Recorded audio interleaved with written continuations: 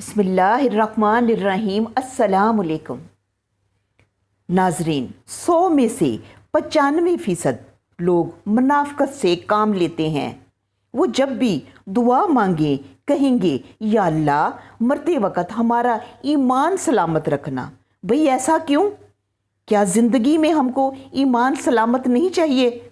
और फिर जब इंसान पर कोई कठिन लम्हा आता है या इसे कोई परेशानी घेर लेती है तो कभी सजदे करता है, कभी सजदों में आंसू बहाता है, कभी दुआ के लिए हाथ उठाता है। और जब अल्लाह अपने बंदे की परेशानी को खुशी में और उसकी तकलीफ़ को राहत में बदल देता है तो इंसान को खुदा याद ही नहीं रहता।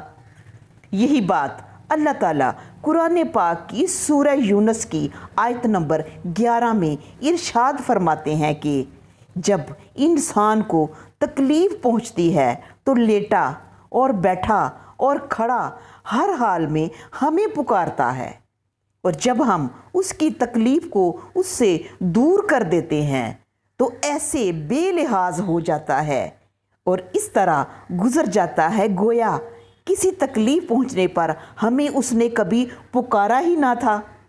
तो नाजरीन, हमें चाहिए कि गमों में नहीं अपनी खुशियों में भी अपने रब को ज़्यादा याद करें, क्योंकि ये अताएँ उसी की तो अता की हुई हैं।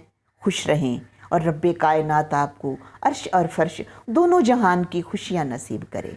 फिर मुलाकात होगी। अल्लाह निगहबान।